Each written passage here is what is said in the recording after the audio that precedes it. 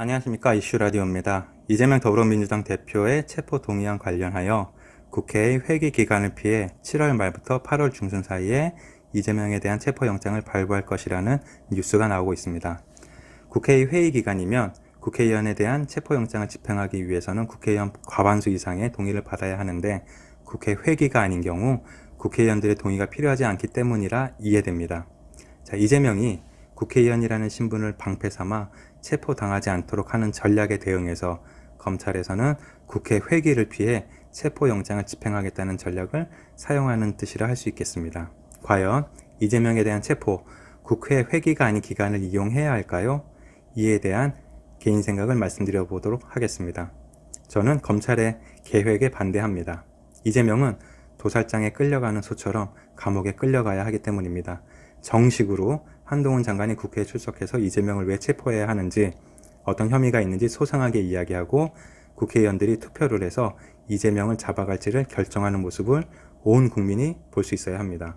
이재명 스스로도 자신은 불체포 특권을 포기하겠다고 선언했기 때문입니다. 그가 스스로 이야기했던 것처럼 불체포 특권을 사용하지 않을지, 아니면 이전에 그러했던 것처럼 더불어민주당에서 합심해서 체포 동의안을 부결시킬지를 봐야 합니다.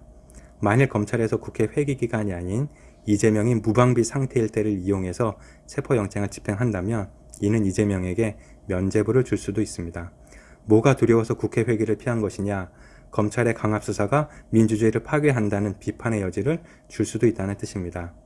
더불어민주당에서는 이재명 체포영장 집행을 정치적 기회로 삼아 민주주의를 지켜내자, 이재명을 지켜내자 라는 분위기를 만들 것입니다.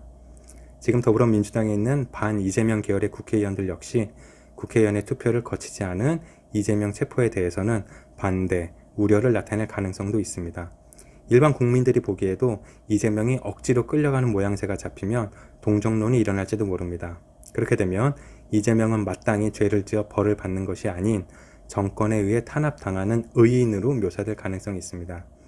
이재명이 국회의원들의 동의를 얻어 체포되어야 하는 또 다른 이유가 있습니다. 바로 더불어민주당이 약속을 지키느냐는 것을 확인할 수 있는 기회가 되기 때문입니다. 더불어민주당은 얼마 전 국회의원의 불체포 특권을 포기한다는 성명을 발표했습니다. 정당한 영장 청구에 대해 특권을 포기한다고 했으니 이재명에 대해 어떻게 투표하는가의 결과는 민주당이 자신들이 한 약속을 지킬 수 있는지를 판단해보는 좋은 시험대가 될 수 있습니다. 물론 어떠한 경우에도 더불어민주당은 정치적으로 위기를 맞을 수밖에 없는 외통수이기는 합니다. 더불어민주당에 주어진 선택지는 간단합니다. 이재명 체포에 동의하느냐, 반대하느냐, 이 두 가지 경우를 각각 예상해보면 이렇습니다. 우선 더불어민주당 의원들이 이재명에 대한 체포를 동의하는 경우입니다. 이렇게 되면 더불어민주당은 약속을 지켰다는 주장을 할 수 있습니다. 국민의 눈높이에서 판단한 결과 이재명 대표의 체포가 정당하다는 결론이다. 이렇게 대변인들은 이야기할 것입니다. 만일 이렇게 된다면 더불어민주당은 개딸들과 이재명 지지자들의 극렬한 비판을 받을 수밖에 없습니다. 핵심 지지 세력의 등을 돌릴 수 있는 이유를 제공하는 것이라 할 수 있습니다. 다가오는 2024년 총선에서 더불어민주당의 전통적인 지지 기반인 전라도 지역을 제외하고는 나머지 지역에서 승리를 장담할 수 없게 됩니다. 요약하자면 이재명에 대한 체포에 동의하면 더불어민주당은 앞으로는 남지만 뒤로는 손해보는 장사를 하게 됩니다.